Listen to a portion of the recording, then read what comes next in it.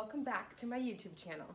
Today we are going to be unpacking sun salutations, working on the technical execution, body mechanics, mind-breath connection, getting into all the nooks and crannies that make this basic practice so effective and so fun to do as well. It's always great to get the foundations down first before you start getting into fancy things like inversions and stretches and all that good stuff, which there's always time for. So let's get right into it. Let's start by coming to the top of our mat. Step your feet about 6 inches apart, or you can bring your big toes to touch with your heels apart. Find whichever position is a little bit more comfortable and makes you feel more stable and balanced. From here, go ahead and pick up all 10 toes and spread them wide before slowly placing them back down on the mat, one toe at a time. And when you place them back on, don't passively just let them hang there. Really push and intentionally ground your toes into the mat, as if you're gripping the mat underneath them. Feel all the corners of your feet planted firmly into your mat. So you should feel the outer edges of your foot, you should feel the heel of your foot, the ball of your foot, and your toes all really actively engaged here and gripping the mat.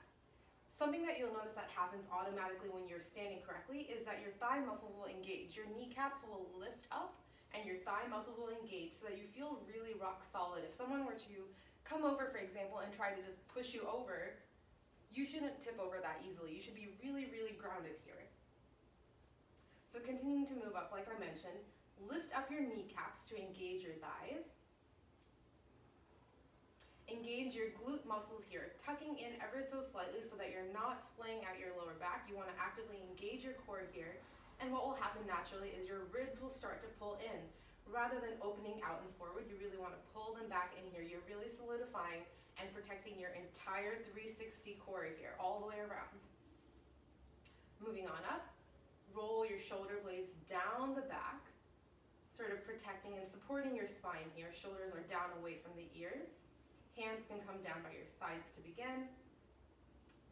Gaze directly in front of you. And relax the tongue down away from the roof of the mouth. All right, let's go ahead and inhale. Lift your arms up overhead, palms facing each other. Keep those shoulder blades rolled down and back the spine, but lift up actively through your fingertips here. This is very active. You're getting a full stretch from head to toe. Standing here in mountain pose, Tadasana. You want to internally rotate your arms so that your shoulder blades, if you were to look from the back, would be rotating to the outsides of your shoulders. Rather than pushing them in, they're really coming out. So it's almost like you're framing your face with your shoulder blades. Lift up through the fingertips, pull the rib cage in, and really feel for a moment here what it feels like to feel stable and solid. And from here, exhale, swan dive forward, hinging at the hips, letting your hands come down to the mat. Uttanasana, forward fold. So let's unpack this a little bit. Starting with your feet, roll forwards and backwards a few times to feel what it's like when you're off balance, when you're more weighted on your heels or more weighted on your toes, until you've come to a perfect balance with your entire foot grounded. Your hands don't have to come down to the mat. If they do, that's great. If not, you can rest them on your shins, but don't collapse down. So moving up further, keep pulling your kneecaps up and engaging your thighs. The core should continue to be activated here. Pull it back in towards, pull your belly button back in towards your spine. And then let the rest of your body sort of hang down loosely, letting the weight of gravity traction your spine down towards the mat, finding an immense release here. And let your head hang down so the crown of your head is reaching towards the floor. You want to make sure that your hips are in line with your heels so that you're not too far back where your toes lift off the mat, or too far forward where your heels lift off the mat. You should be perfectly balanced, hips over heels.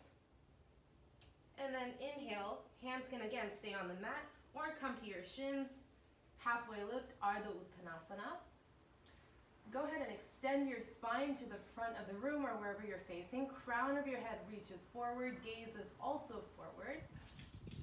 We're using what is called the drishti here, the gaze, to fixate on a point and help accentuate the physical asana here, the physical pose. Continue to pull your belly button back in towards your spine to support the lower back. And here's the part that I really love. Keep rolling your shoulder blades in towards each other this time. So we're doing the opposite of what we did in mountain pose. We're pulling the shoulder blades back in towards each other to again support the spine and help open up the chest. Once again, check that your balance is perfectly centered in your feet so that your hips are in line over your heels. And once again, exhale, release, back down towards the mat. Plant your hands firmly now onto the mat. Inhale and step the feet back, coming into a high plank, phalakasana. Push your heels back actively to the back of the room so you're not tipping forward necessarily. You're pretty centered, but your heels should be reaching back. Engage through your thighs so that they're not dipping forward. They're helping lift up and keep your core elevated. Keep pulling your core back in rather than letting your belly hang down. Engage your ribs and push the mat away with your palms, spreading your shoulder blades broadly across your back. Spread your fingers wide and push your fingertips firmly into the mat, taking the weight off of your wrists. Gaze can be forward or just between your palms. Moving right along into Chaturanga Dandasana. Bend the elbows to 90 degrees. Hug the elbows into the sides of the body. Keep pushing back through your heels and engaging through the thighs.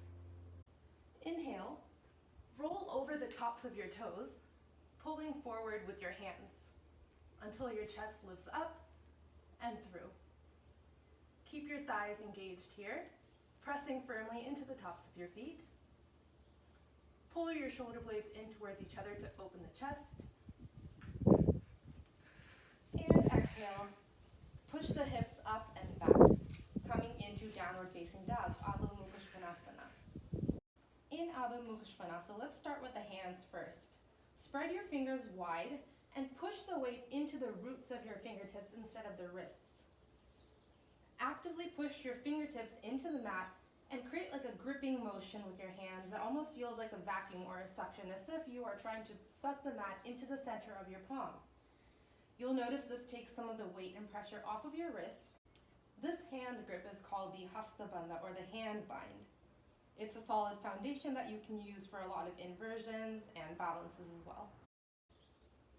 And as you move on up, start to pull your shoulders down away from the ears rather than letting them hunch up. Really engage your shoulders here and push them back towards the bottom of your spine. Rotate your elbows inward so that almost like you're trying to get your elbows to face the mat. This will help to rotate your arms into the correct alignment to help take more weight off of your wrist. Your gaze can be down between your toes or in towards your belly button. And speaking of the belly button, go ahead and pull it back towards your spine to support your lower back.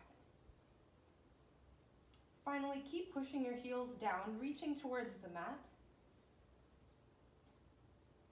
You can even pedal the feet out here to feel a little bit more of a dynamic stretch. Inhale, gaze forward. And exhale, step the feet up to meet the hands, coming into forward fold Uttanasana. Really let yourself release here.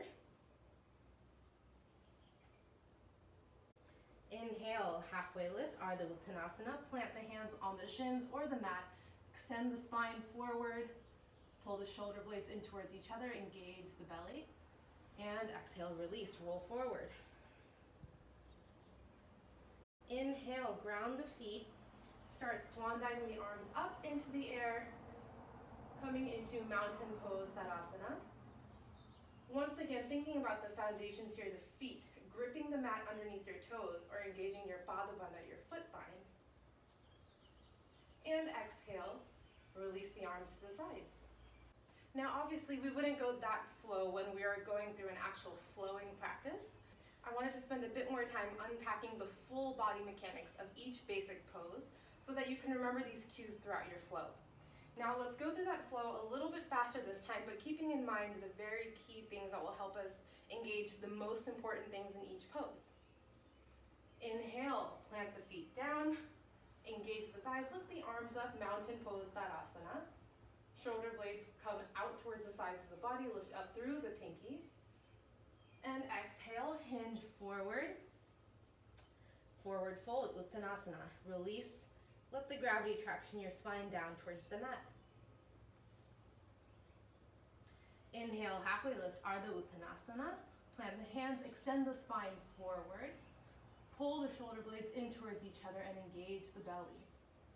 Exhale, plant the hands, step the feet back, high plank, and continue down to Chaturanga Dandasana. Inhale, upward facing dog, Urdhva Mukha Svanasana, shoulder blades pull in to open the chest, engage the thighs. Exhale, roll over the toes, pushing back into downward facing dog, Adho Mukha Svanasana. Press firmly into all of your fingertips. Pull out of your wrist. Send the shoulder blades down the spine and engage the belly in, back towards the spine as well. Inhale, gaze forward. Exhale, step the feet out, forward fold. Inhale, halfway lift, Ardha Uttanasana.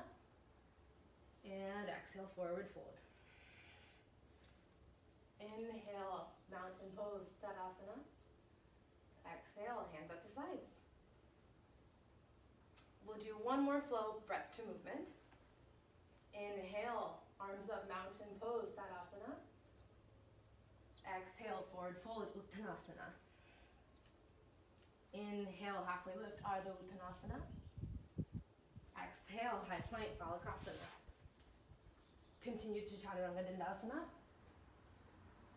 Inhale, upward facing dog, Urdhva Mukha Svanasana. Exhale, downward facing dog, Adho Mukha Svanasana.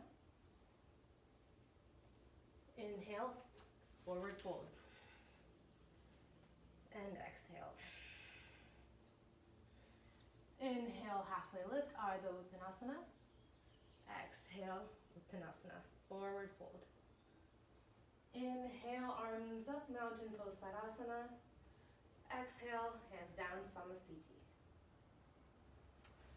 Great job. So now you've been through the entire sun salutation, the basic form, or Surya Namaskar, and you've learned the basics of how to move your body, how to engage the different muscle groups to really get into the proper alignment and form so that you can execute each pose safely. So I hope that you really understood a lot more about the fundamentals of Surya Namaskar today by practicing. I hope seeing the different angles help you understand different ways that you can engage your core muscles to help support you through this flow. And I hope to see you again.